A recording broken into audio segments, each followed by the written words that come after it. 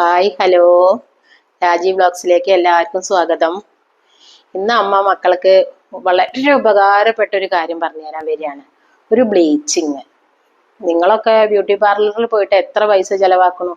അതൊന്നും ഇനി വേണ്ട. കല്യാണമൊക്കെ ഉണ്ടാകുമ്പോൾ സുന്ദരി സുന്ദരന്മാരാവാൻ പറ്റിയ ഒരു അടിപൊളി ബ്ലീച്ചിങ് ആണ്. എന്താ വെച്ചാൽ അമ്മ പറയുന്നത് തൈര് അരിപ്പൊടിയാണ് അതിൻ്റെ ഇൻഗ്രീഡിയൻസ്, മെയിൻ ഇൻഗ്രീഡിയൻസ്. അറിയാലോ, തൈരിൻ്റെ അരിപ്പൊടിയുടെ ഒക്കെ ഗുണം നിങ്ങൾക്ക് തന്നെ അറിയാം. നിങ്ങൾക്ക് അറിയാമെന്ന് എനിക്കറിയാം. എന്നാലും പിന്നെ നമ്മൾ ആദ്യം എന്ത് ചെയ്യണം, മുഖം നന്നായി കഴുകി വൃത്തിയാക്കിയതിൻ്റെ ശേഷം, തുടച്ച് വൃത്തിയാക്കിയതിൻ്റെ ശേഷം 2 സ്പൂൺ തൈര്, 1 സ്പൂൺ അരിപ്പൊടി, അതിലേക്ക് എത്ര വെച്ചാൽ കുറേശ്ശെ, അത് അരച്ച സ്പൂൺ ആയാലും മതി. കൂട്ടേണ്ട സാധനം റോസ് വാട്ടർ, പിന്നെ തേന്. ഇത് 4 സാധനം കൂടിയും കൂട്ടി കലർത്തി മുഖത്ത് നന്നായി തേച്ച് പിടിപ്പിച്ചതിൻ്റെ ശേഷം നിങ്ങൾ 20 മിനിറ്റ് കഴിഞ്ഞിട്ട് തണുത്ത വെള്ളത്തിൽ കഴുകി കളഞ്ഞു നോക്ക്. നിങ്ങൾ അതിശയപ്പെട്ടു പോകും. നല്ല വൃത്തി ഉണ്ടായിരിക്കും നിങ്ങളുടെ മുഖം. പളാന്ന് തിളങ്ങുന്നു കേട്ടിട്ടില്ലേ?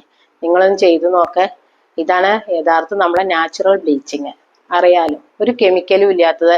ഇനി നിങ്ങൾക്ക് ഒരു കുഴപ്പം ഉണ്ടാവില്ല എന്നാണ് ഞാൻ ചെയ്തു നോക്കിനു, മക്കളുടെ മുഖത്ത് ചെയ്തു നോക്കിനു.